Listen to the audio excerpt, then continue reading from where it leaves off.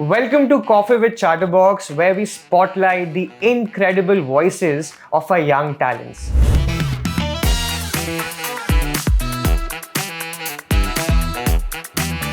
Today, we have a very special guest, Raghav, joining us. Hats off to you, man. What do you read on a daily basis, or what do you feed your mind with that you know so much about, the CEOs and the companies there and what he does? The thing that I have started, from which I got to know about many entrepreneurs, was a book called The World's Greatest Entrepreneurs. Wow. Raghav is defined as a creative, passionate, and an active individual. When asked about his interests, he loves to play violin and solve Rubik's Cube. Raghav's love for math drives his curiosity and problem solving skills, making numbers his favorite playground. In fact, his one significant milestone this time has been that he has been the lead violinist in almost all his school events. Raghav draws inspiration from Howard Schultz, the CEO of Starbucks, for his authenticity and determination. Not to forget his second role model, his own father, Mr. Rakesh Maheshwari, for his adaptability and mindset. Raghav aspires to be a successful businessman following his family legacy and his father. He is known for his kindness and is always ready to help others. A fun fact about Raghav is that he can solve the Rubik's Cube in 3 different ways. Without further ado, let's deep dive into a fun conversation with our inspiring young leader, Raghav. Raghav, could you introduce yourself to our listeners? Why, obviously, yes. My name is Raghav Maheshwari. Currently, I am in class 7 and studying in J.D. Goenka Public School, Siliguri. And currently, I have many hobbies like solving the Rubik's Cube, playing the violin, and also reading books. Are you excited to be here with us in our podcast? Yes. So, Raghav, you've been described as being passionate, creative, and active. So, how does these qualities actually span out in your real life? Creativity is something that me and my whole family has in common. My dad, my mom, and both of my sisters. One of my sister, who is in college, is actually pursuing in art, and she's creative about everything, from a phone case to a laptop to even the walls in our house. While my other sister is creative with the way that she organizes her daily schedule, and my mom, she's creative with the whole house. She'll change the bed sheets. She will reorganize everything. She will go through someone's cupboard, try to reorganize it, make it cleaner, better. And my father, he likes to be in a creative office space. And me myself like to implement creativity in whatever thing I may implement it to. And being passionate is all about the determination and hard work that you want to put in for a thing. Normally, the thing that I just do is just close my eyes and think for a moment. What am I passionate about? What do I want to do? What are my hobbies? And by that, I see the fact that I'm passionate. And for active, you can ask my mom. She will rant if anyone says, "How active is your child?" She would say, when I was 5 to 6 years old, "Too active. I can't control this person." In my brother's wedding, people were like, "We have to put a tracker on this kid. He roams and he's the Vinayak. What will we do?" And me as a kid, cluelessly, I would just sit there. So, how did your mom actually land up, controlling you? Well, she would just say, "If you go, you're not going to get any chocolate." And I used to be like, "No, I need that chocolate." She used to bribe you. Yeah, basically. All right, all right. So, Raghav, when we asked you, you had two interests. One was playing a violin, and the other was solving Rubik's Cube. both are quite different in nature, and violin is something that a lot of children won't play. How did these two interests come to you? I remember in class 2, we were just sitting in class when all the music teachers came in and asked who wanted to play which instrument. Now, at the time, I didn't want to get into huge crowds and I was kind of nervous as well. So I saw there's only one person other than me who is choosing to play the violin. So I thought, why not go with violin? In class 2, I played and then the pandemic arrived, so I got lost in it. In class 5, I again came and started playing the violin. And then my ma'am started to notice that I was improving a lot day by day. So my mom decided that I should be experienced in playing the violin. So why not start playing it more and more? So she bought me my first violin, and that's where the journey began. And the rest is history. Wow. And for my Rubik's Cube addiction, which my mom is currently scolding me for because of the number of cubes I want. It all started 6 months ago, as it was all just like a click. I was just sitting at home, and my brother from my mother's side was at home. He saw one of my cubes, which was just sitting on the table. I started solving it, and I was just seeing. I am thinking, how is this guy solving this? I was astonished. He solved it under a minute, and I thought, wow. So I picked it up and I said, I'm going to finally achieve this dream of my mom, to finally solve the Rubik's Cube. So I went at it for 2 continuous days and finally learned it. And now I learn 3 different types of Rubik's Cubes. So, is there some method to solve a Rubik's Cube?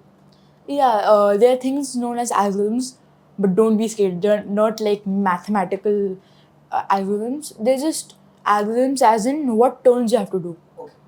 So, algorithms with respect to the turns and twists, and that will help you to solve a Rubik's Cube. Yeah. It's that simple. Yeah. Okay.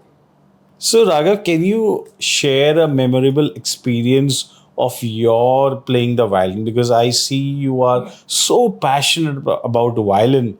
So, can you share one incident or a time when you actually got a chance to play it on an occasion? Sure, why not? So, the most memorable and the closest to my heart will be the experience where I got to play a lead for the first time in my school annual concert. I was in class 5 at the time and I was terrified. I was the littlest one in the group. And I was shaking as I got up on the stage. And I just thought, either I do this or either I run away from the stage. Have to do either of them. So I decided with going to do it. So I played and I felt that it's not so bad. And then normally in Jedewinka, we have our annual functions 2 times. One for the junior section and one for the senior section. So I had to play it again. First time, it was a nervous, terrifying, and heart-beating moment for me. But the next time, it just came to me like that. So you felt like a superhero. I mean, all the students, your batchmates must have come up to you and said, "Wow, Raghav, you finally made it happen." So how did you feel? Or what was the moment like? I actually felt a bit thankful to all of my friends, all of the parents who cheered me, and all of my fellow mates as we were playing the violin, as it just felt good to me that I knew that everyone was supporting me at that time. Super, amazing, well done, wonderful. So, talking about violin, that's done and dusted. When I was a child, I used to hate maths. And coming from you, that you love maths, what's so fascinating about maths that makes you passionate about maths? The thing that I love about maths is I don't need to mug anything up. And it's just so predictable. No matter how big, no matter how small the number is, you just need to know the formulas, the equations, and you're set to go. It doesn't matter if the number is in millions. It doesn't matter if it is just one digit. All that you need to do is follow the same steps and you will get the answer. Any tip you would like to give to someone who doesn't like maths or who's scared of maths? Don't try to mug any questions up. Don't try to overthink it. And don't practice too much. That is one thing. You should just practice a moderate amount. About just spend 20 to 30 minutes of your day. Just sit with a book open and try to solve as many maths questions as you can. Wonderful, perfect. So, Raghav, can you share an example of a setback or a challenging moment you faced, and how did you handle it? The most challenging obstacle that I had to overcome in life was my challenge of stage fright, and that is the Wow. reason that I joined Chatterbox.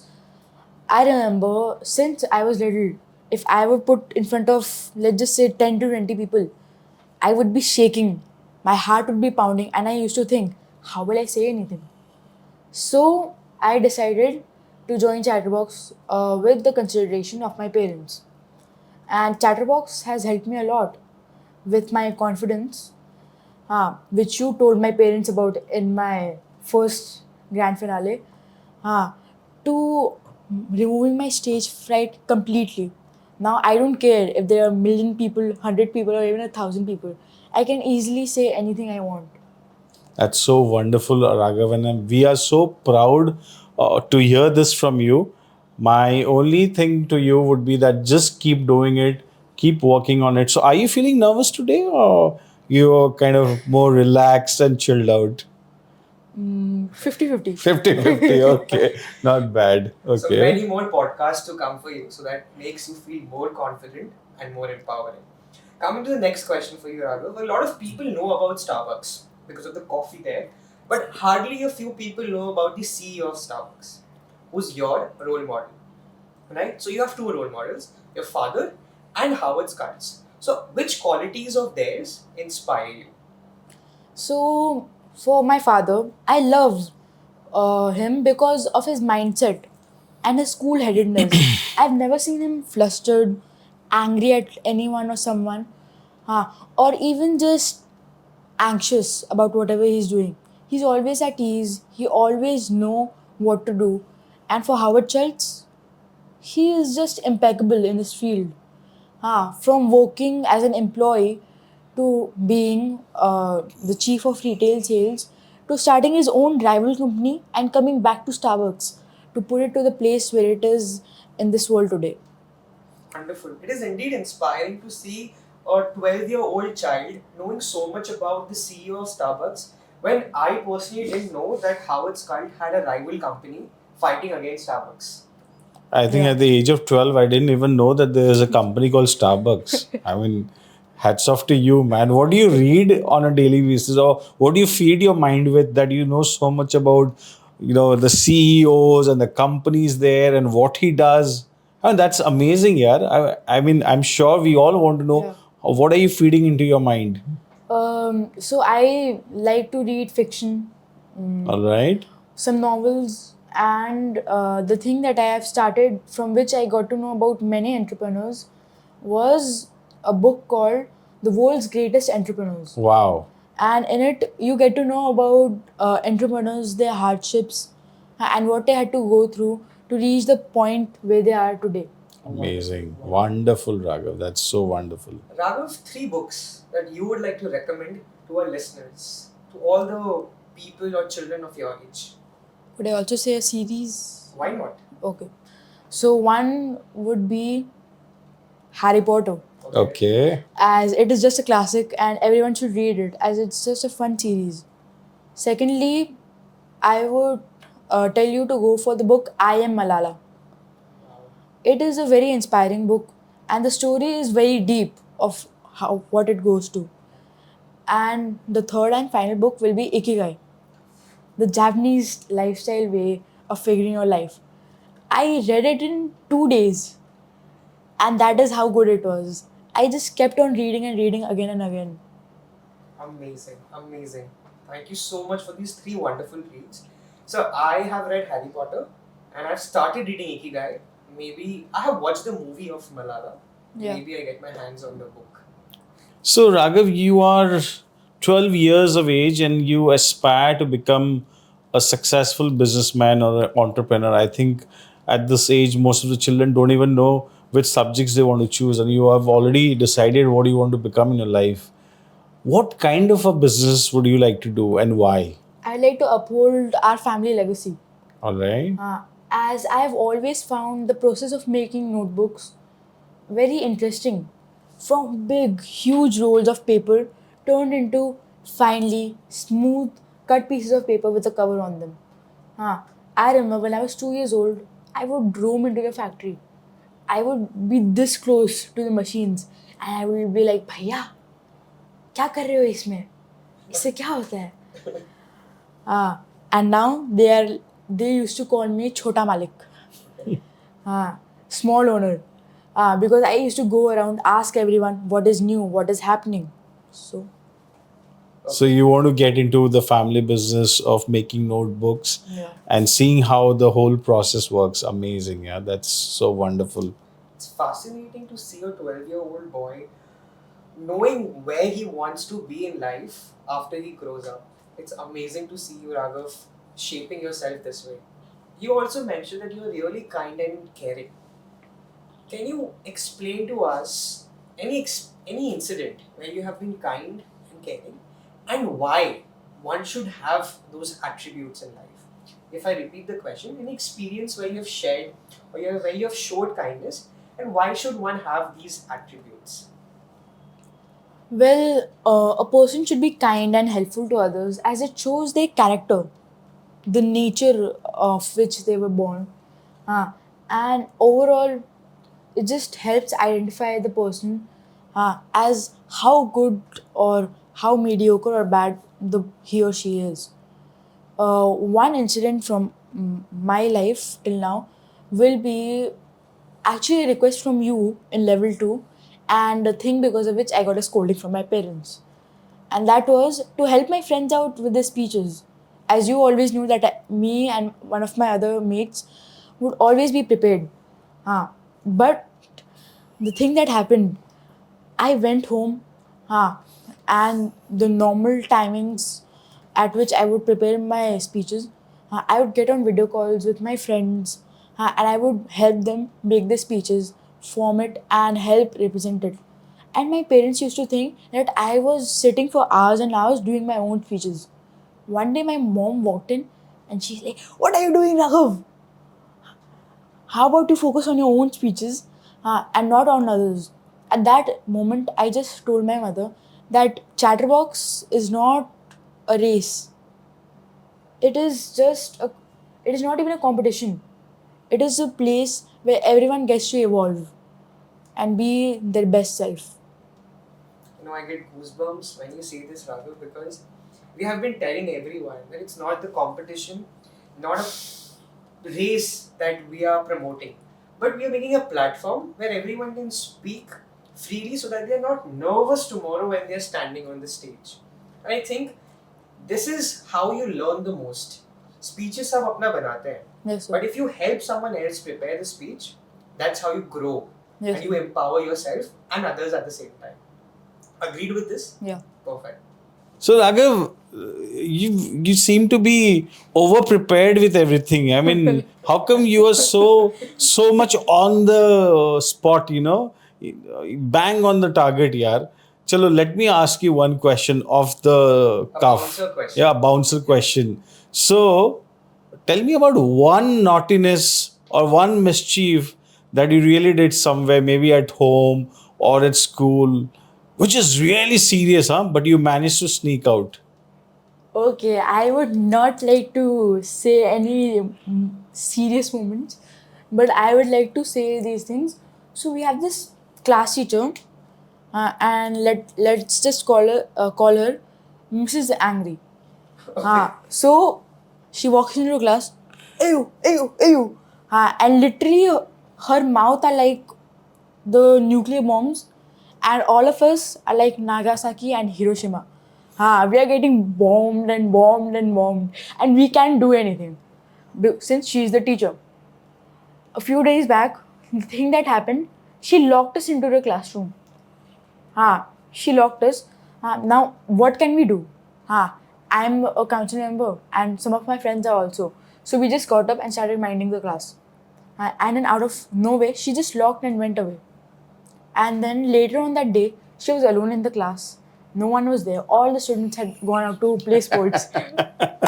I don't know what in the wrong mind my friends had gotten in their mind, but there were no CCTV cameras in the hallway at our classes area.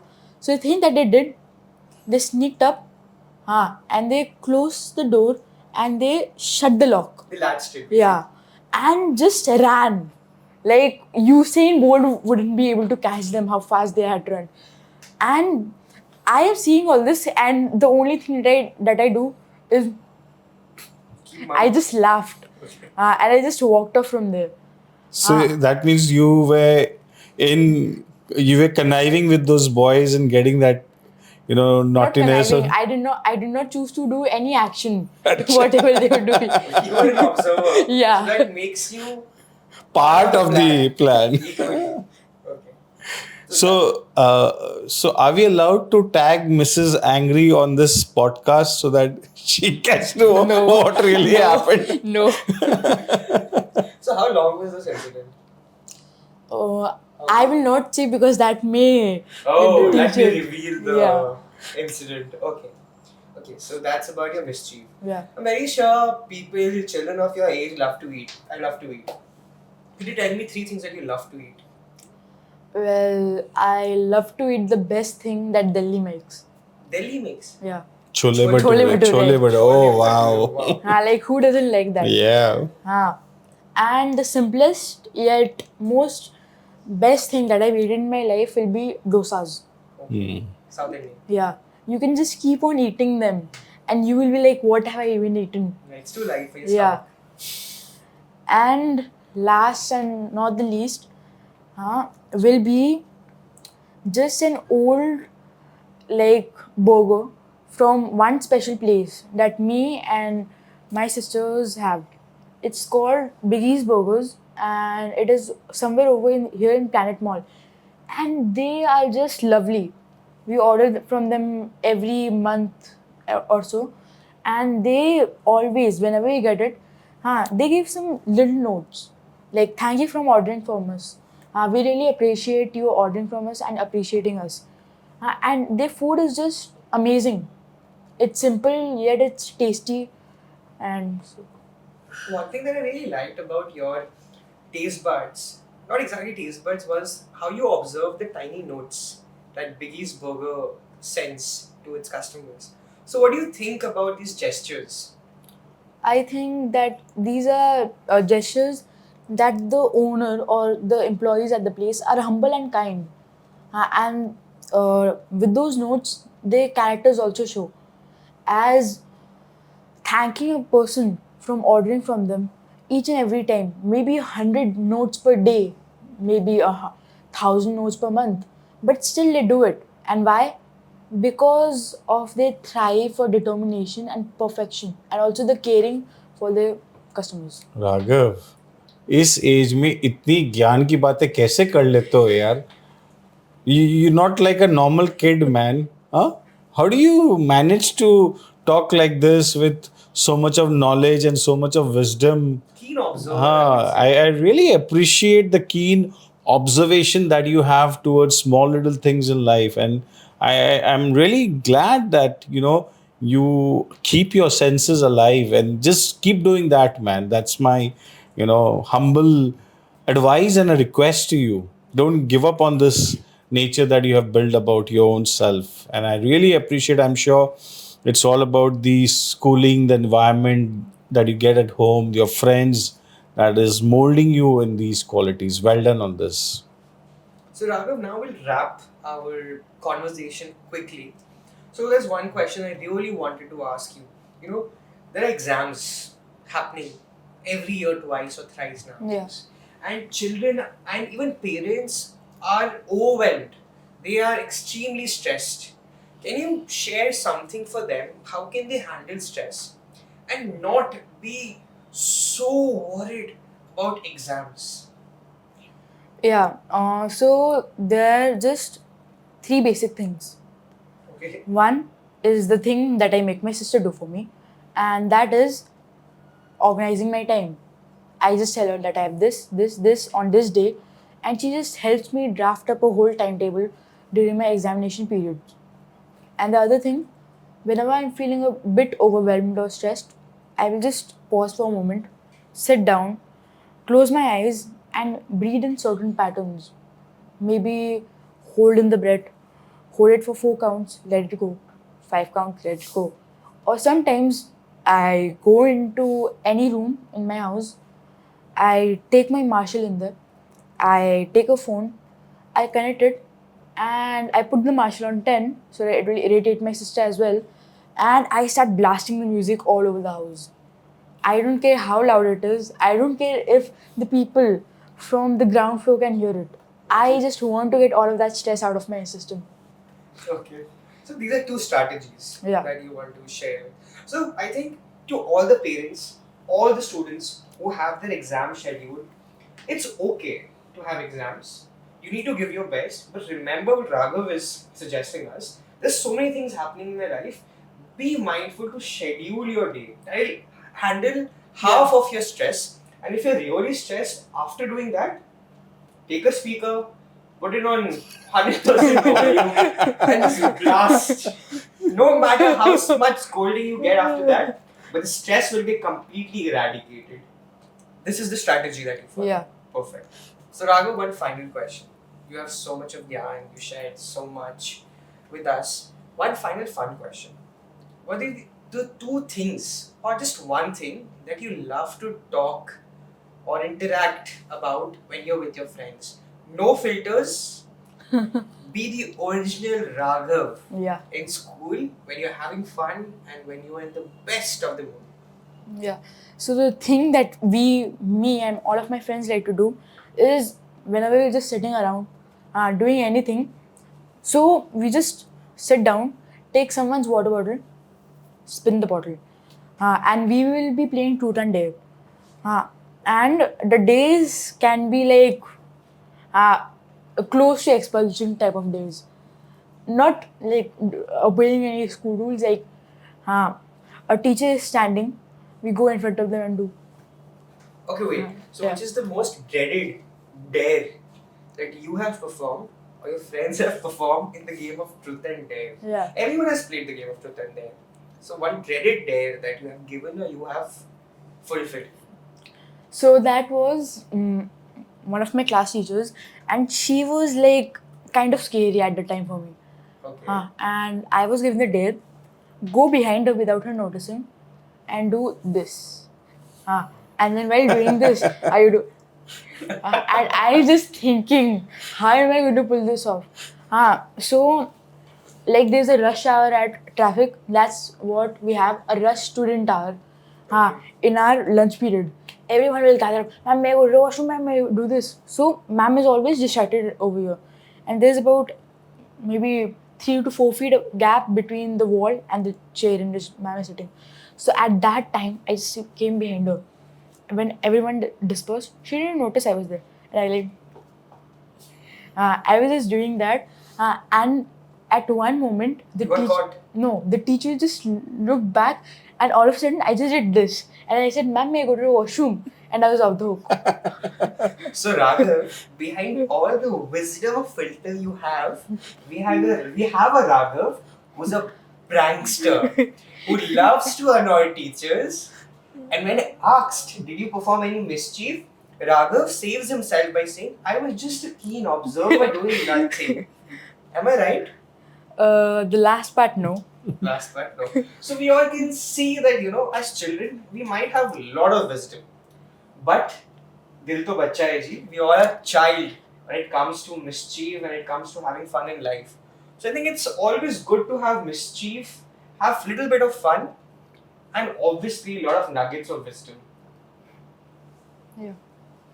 So I think with this, we call it a day. Today, we had a wonderful interaction with our star sitting on the golden chair today, Raghav Maheshwari. And it was absolutely a delight and a pleasure to know more about Raghav, about the kind of person that he is, a kind of individual that he is, and the big dreams that he has. We wish More and more success to you, Raghav, Yes, and sir. keep having fun and keep doing good in life. All the best. Thanks, sir. So, Raghav, congratulations once again for being our first guest on the Golden Couch at our Coffee with Chatterbox session, which is going air with you as our special guest. Thank you, sir. And you earn yourself the Star Award, and which says that you are a leader and your voice holds the power to inspire. So, keep inspiring, keep becoming a leader, and keep doing good in life. Wishing you all the luck. So Thank you, we would sir. like to present this from Chatterbox to Raghav. Thank you for being here.